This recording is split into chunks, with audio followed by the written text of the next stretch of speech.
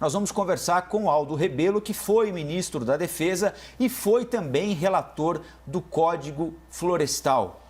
Ministro, bom dia. Eu gostaria de saber do senhor o seguinte: as críticas que estão sendo feitas ao Brasil, tanto do ponto de vista internacional quanto do ponto de vista nacional, sobre um desmatamento descontrolado da Amazônia, são legítimas? Não há desmatamento descontrolado na Amazônia. Na Amazônia há dois tipos de desmatamentos. Há o desmatamento que é promovido por comunidades indígenas, pela sua agricultura tradicional. Há o desmatamento autorizado pela lei, pelo Código Florestal, onde o agricultor pode usar até 20% da sua propriedade, e muitos ainda não alcançaram esse índice, então desmatam um pouco. E há o desmatamento criminoso, o desmatamento clandestino, o desmatamento ilegal, como há no país, infelizmente, ilegalidade em tudo quanto é lugar, no trânsito, no comércio, e que isso precisa ser reprimido. O desmatamento ilegal precisa ser, de fato, contido, reprimido, mas o que há na Amazônia, na verdade, o dramaturgo escreveu a comédia de erros, e na Amazônia nós vivemos a tragédia de erros, a tragédia de equívocos, de enganos. É a região mais incompreendida do nosso país. E hoje, sob uma grande pressão internacional, porque as empresas que assinam aquele manifesto estão sob pressão dos seus acionistas.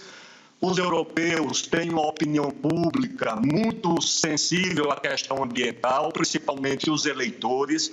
Haja vista as eleições francesas, quando o presidente sofreu uma grande derrota para a corrente dos ambientalistas e dos verdes. E esses líderes políticos, na França, na Alemanha, falam para os seus eleitores, não estão muito preocupados com o Brasil, não. Agora exercem indiretamente uma grande pressão sobre o Brasil e principalmente sobre a área mais protegida e mais preservada do mundo.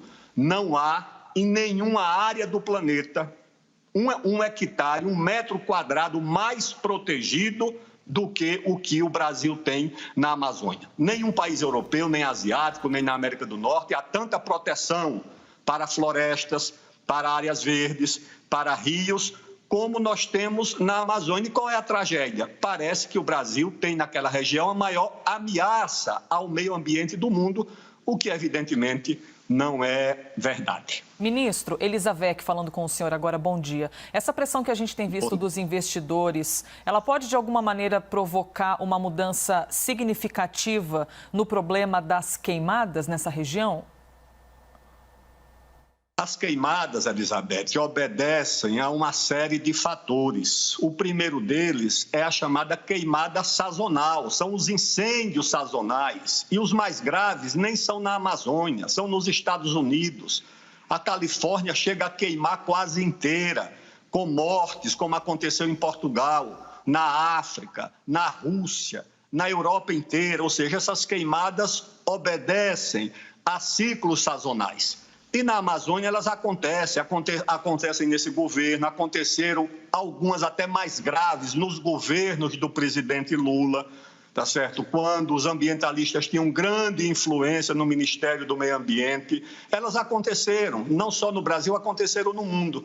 E há as queimadas criminosas, principalmente em áreas que o governo não fiscaliza e não controla, algumas inclusive são áreas públicas, áreas que o governo poderia fiscalizar e não fiscaliza, e, em nome disso, se combate o quê? Se combate a atividade agrícola na Amazônia, a pecuária na Amazônia, atividades mais do que centenárias. Há 300 anos tem pecuária na Amazônia, tem os cronistas, a história que registra. Mas o que eles querem, no fundo, é também travar em torno da Amazônia. Em torno da Amazônia não há apenas um problema ambiental. Há um problema ambiental pela importância das águas, da biodiversidade. Tudo isso eu conheço de perto. Conheço a Amazônia em todos os 4 ministérios que eu ocupei. Eu só vivia quase o tempo inteiro na Amazônia, olhando para a Amazônia. Então tem o problema da biodiversidade, o problema ambiental, mas tem interesse geopolítico. O vice-presidente, quando falou em interesse geopolítico, não inventou nada de novo e nem disse nenhuma inverdade. Isso tem 500 anos de história, desde o Tratado de Tordesilhas, que todo mundo sabe que tem uma questão geopolítica na Amazônia. Mas qual é o mais grave? Hoje é que a Amazônia tornou-se um ativo da chamada economia ou do mercado de carbono. O mundo precisa de áreas ou de florestas ou para reflorestar para atingir a chamada meta do milênio, ou seja, porque se você não pode parar de emitir carbono, você tem que sequestrar. Então, se você sequestra, você tem que ter o quê para sequestrar? Áreas verdes. Onde é que estão essas áreas verdes? Os europeus não estão dispostos a ceder, os americanos muito menos, a China nem pode porque não tem, a Índia também não, a África não oferece segurança jurídica para reflorestamento ou para proteção de áreas verdes, e o único país que tem muita área verde, que tem um Estado que funciona, que tem segurança jurídica é o Brasil. Então, a Amazônia vai se transformando não apenas numa área física de disputa geopolítica, de biossegurança, de biodiversidade, mas também num ativo para esse mercado promissor, que é esse mercado de crédito de carbono. Isso tudo se transforma num grande problema que eu acho que o governo brasileiro, infelizmente, não está sabendo administrar. Agora, ministro, o INPE divulgou na semana passada que o desmatamento entre 1º de janeiro e 30 de junho deste ano aqui aumentou 26% na relação com o mesmo período do ano passado. Na sequência, houve a exoneração da diretora do INPE. O governo Bolsonaro diz que a exoneração aconteceu não porque ela divulgou esse dado aqui, mas porque ela vai ser convidada a ocupar um outro cargo que ainda será criado no Ministério de Ciência e Tecnologia. No entanto, no ano passado já tinha ocorrido aquele problema com o Ricardo Galvão, ex-diretor do INPE, que deixou o governo fazendo uma série de acusações também. Ou seja, há uma suspeita de que o atual governo, no mínimo, não trabalhe para minimizar o desmatamento na Amazônia. O que é que esses dados do INPE sugerem na avaliação do senhor? Em primeiro lugar, eu recorro ao estadista inglês, que disse que as mentiras são distribuídas em 3 categorias: as pequenas, as grandes e as estatísticas. Então, há estatísticas que indicam exatamente o contrário do que essa que você aponta. Há estatísticas que indicam uma redução. De qualquer forma, tá certo? Noves fora a controvérsia das estatísticas, eu acho que o governo atual acerta, por um lado, tá certo? Ao repudiar qualquer tipo de limitação da soberania sobre a Amazônia, qualquer tentativa por parte dos governos europeus ou de instituições, principalmente dos fazendeiros norte-americanos, né? Aliás, o que o governo atual julga que são os grandes amigos do Brasil, mas são concorrentes, né? Em relação à Amazônia, então o governo acerta ao repudiar esse tipo de interferência, mas ao mesmo tempo erra ao adotar uma retórica de beligerância e ao não explicar o que é a Amazônia. A Amazônia precisa ser explicada para o mundo, não há por que temer. Quando eu era ministro da Ciência, Tecnologia e Inovação, a primeira-ministra Angela Merkel trouxe aqui uma grande delegação, inclusive uma grande delegação ligada ao Ministério do Meio Ambiente, ao Instituto Max Planck, lá da Alemanha. Eles não quiseram visitar o laboratório de aceleração de partículas de Campinas, que é um dos melhores do mundo, não quiseram visitar o INPA, que é um dos melhores institutos de matemática do mundo, tudo do Brasil. Eles quiseram visitar a Amazônia. Eu pus a delegação dentro de um avião da FAB, fui a Manaus, pegamos um barco, subimos algumas horas a calha do rio, do Amazonas, e chegamos no outro rio e fomos visitar lá uma torre de observação atmosférica para eles verem o que é a Amazônia, explicar que só o estado do Amazonas, tem mais florestas do que o território reunido da França, da Alemanha, da Noruega, da Holanda, da Bélgica, da Dinamarca. Só o estado do Amazonas tem mais de 98%, meus amigos, de vegetação nativa. 1 e pouco por cento é que é ocupado por agricultura, por pecuária, cidades, infraestrutura. Tudo isso no estado do Amazonas. O Amapá, só um parque no Amapá, o Parque do Tumucumaque, tem 38 mil quilômetros quadrados. 80% do estado já está imobilizado em unidades de conservação e terra indígena. E dos 20% que podem ser aproveitados, 80% é área de reserva legal, que também não se pode mexer. Em Roraima, 70% também é terra indígena e unidade de conservação. Ou seja, e o que resta para a agricultura ou pecuária, 80% tem que ser protegido por floresta. Qual é a área que o agricultor europeu ou norte-americano destina para a proteção ambiental? Vocês sabem dizer? Nenhuma, zero. Essa expressão, reserva legal, nem existe no direito ambiental da Europa e dos Estados Unidos. E agora é nós que vamos para o banco dos réus, acusados de sermos irresponsáveis com a questão do meio ambiente, com o aquecimento global. Paciência. Não, senhor, isso é inaceitável. Tem que se explicar para os europeus. Chame essas universidades europeias, chame as universidades norte-americanas, chame esses governantes. E não precisam ir clandestinamente. Uma vez um comandante das Forças Armadas me falou que flagraram o rei da Noruega clandestino, sem avisar ao Itamaraty, acampando numa terra indígena lá na Amazônia, sem conhecimento do Estado brasileiro. Os reis e os dirigentes da Europa não precisam entrar clandestinamente. O governo brasileiro tem a obrigação de levá-los para conhecer e para ver como nós temos a maior área de florestas protegida em todo o mundo. Tem problema? Tem atividade ilegal? Tem. Agora eu pergunto, por que é que não querem a regularização fundiária? O desmatamento acontece principalmente nas áreas ilegais. A regularização fundiária seria uma outra forma de proteger. Tem gente ali desde a década de 70, levada pelo governo. O governo levou brasileiros de tudo quanto é lugar, do Nordeste de São Paulo, do Rio Grande do Sul, do Paraná. Venham para a Amazônia, que é uma terra sem homens para os homens sem terra. Venham para a Amazônia, integrar para não entregar. Venham para a Amazônia. Esses brasileiros foram. Muitos morreram de malária, muitos perderam entes queridos, muitos tiveram que sobreviver lá, colocando água, luz nas suas propriedades, nas suas vilas, fazendo as estradas.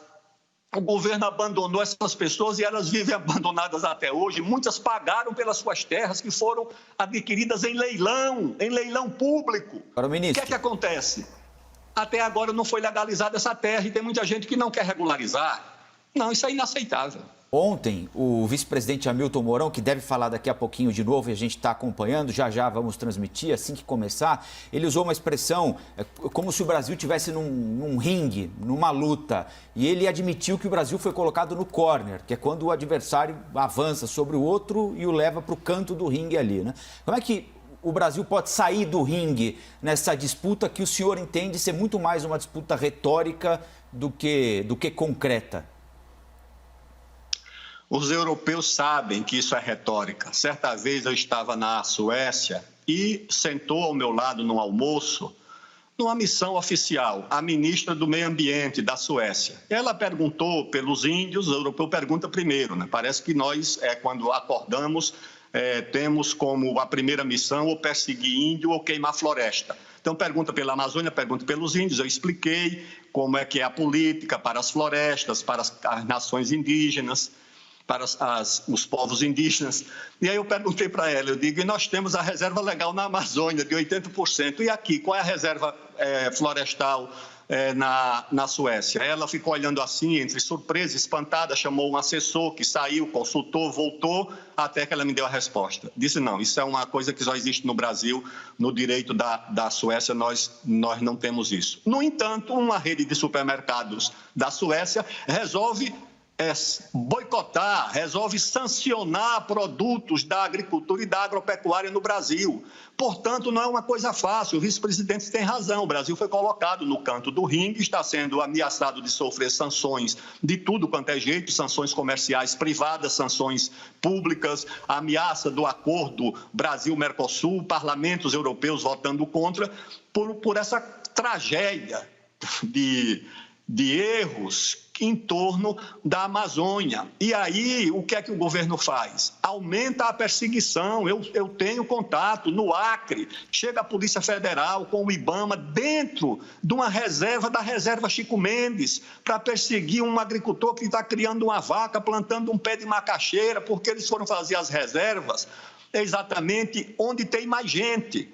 Por quê? Porque eu acho que a intenção é tirar essas pessoas da Amazônia, é desantropizar, para usar essa linguagem conhecida. Então, Colombo, o Brasil vai ter muita dificuldade mesmo, vai precisar de um grande esforço diplomático, e na diplomacia é uma área onde o Brasil vai mal, tá certo? Com pouca credibilidade, vai precisar de um grande esforço de explicação, de ouvir as universidades da Amazônia, lá tem especialistas, o Brasil tem um dos seus melhores institutos de pesquisa, um dos melhores do mundo nessa área, que é o Instituto Gueldi, lá de Belém do Pará, tem o INPA na Amazônia.